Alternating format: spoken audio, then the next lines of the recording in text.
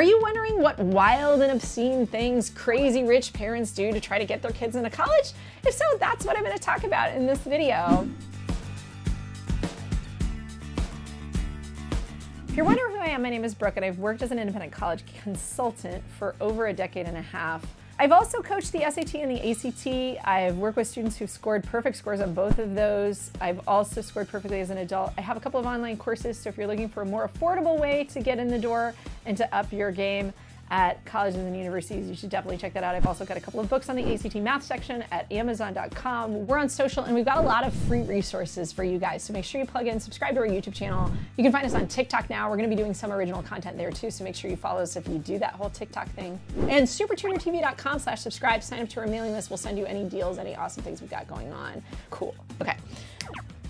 Crazy, obscene tactics that parents have employed to try to help their kids get ahead. In this video, I'm going to talk about some of the stories that reporters have unearthed. The first kind of tactic that I know that some crazy parents employ, and it's not necessarily people I've worked with, but I've definitely heard about the rumors and sort of how this all works, is anonymous tips and rumors at their private schools. There's this game that some parents are playing at private schools where they understand that the college counselors are the people who in a lot of ways control the college admissions process at these elite schools. And a lot of these schools, you know, they have a lot of favor with top universities. You see the percentage of students that get into a lot of these schools like Yale and Princeton. It's weighted towards students from private schools. And a lot of these private school counselors have relationships with these people at these colleges. So parents know that these counselors are critical. And when they do a recommendation, by the way, you are compared to everybody in your school. So because parents are vying for the best recommendation letter they can get from that college counselor at their high school, they are intensely aware that the #1 person you are always competing with when you apply to college is the kids that are from your high school, right? A college or university might take 1 kid from your high school a year. Typically 0 kids, 1 kid every 10 years, 5 kids every year, 9 kids every year, whatever it is, right? There's a certain kind of number of students that, especially at a lot of these top private schools, they can kind of bank on, oh, every year Stanford will take 6 to 10 kids, depending on how many are legacies and athletes and whatever, right? Well, a lot of parents want to get into the game of trying to badmouth other people's kids so their kid gets better, you know, recommendations. And one way that they often do that is through gossip and anonymous tips. So what does that look like? Well, it can look like, oh, they start to spread rumors about how some kid in the school is cheating on their tests, or some kid doesn't write any of his own essays and has some tutor writing all his essays for him. Or, you know, it could be anything. It could be behavioral. It could be any kind of way that they can try to tank other students, to try to bring them down, to try to tarnish their reputations, true or not true. Parents have turned to this idea of anonymous tips at some of these top private schools.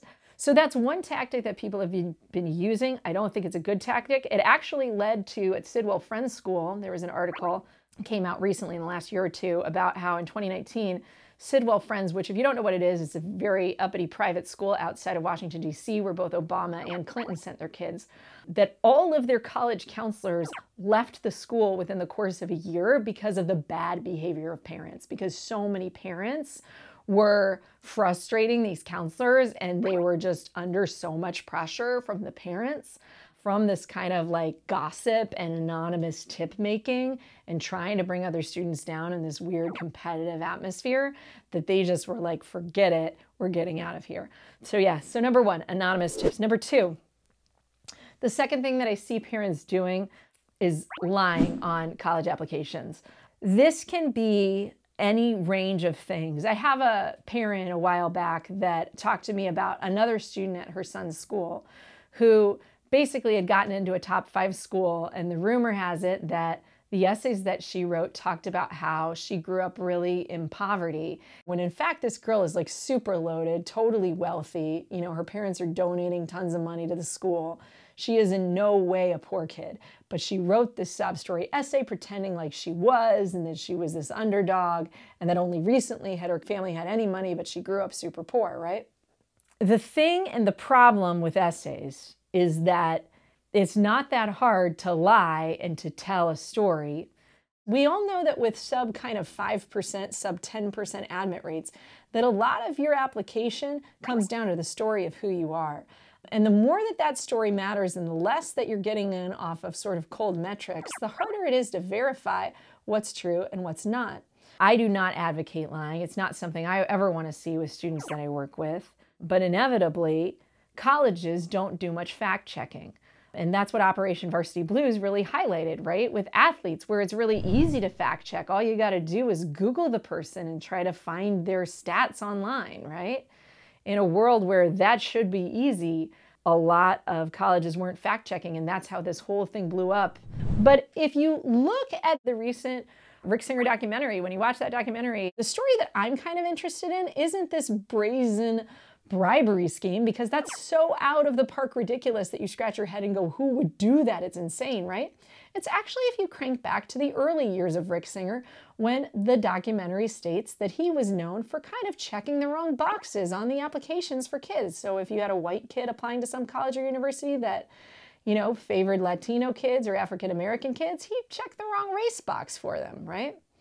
The final thing that I'll say about lying is there are certainly statistics out there about resumes and lying on their resumes. Nobody's asked kids and parents how much they're lying on their college applications, but we know that when it comes to resumes, over 30% of people have admitted to lying on their resumes, according to one study that I found from Resume Lab.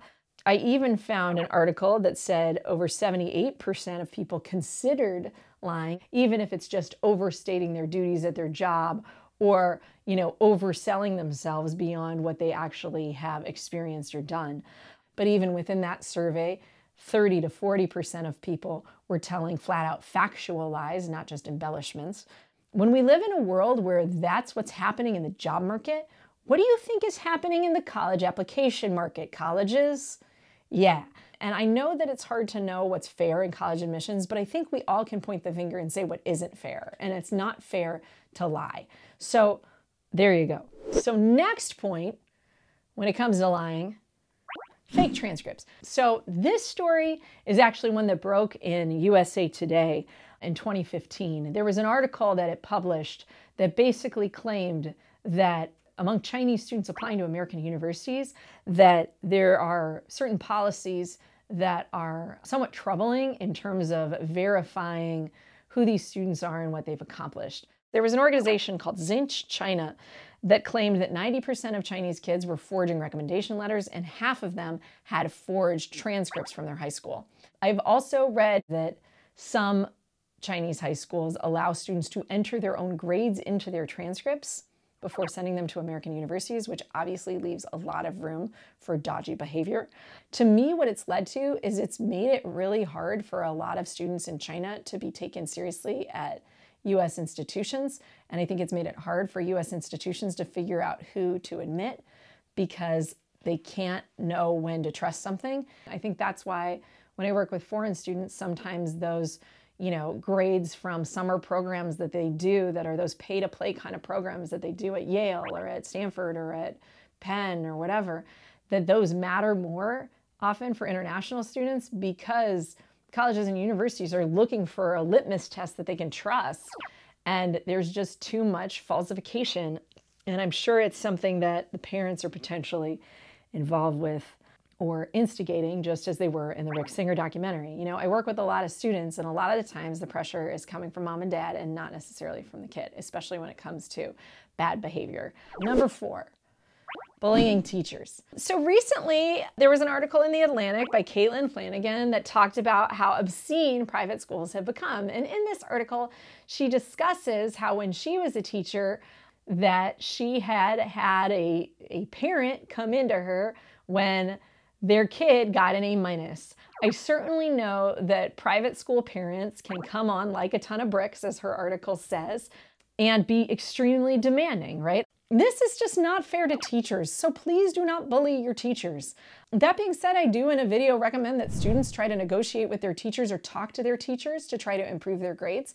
I think it's always a good learning experience to try to figure out how do I improve, to try to meet with your teacher after school or after class to try to talk about it, because you need to understand what you did wrong and you need to improve.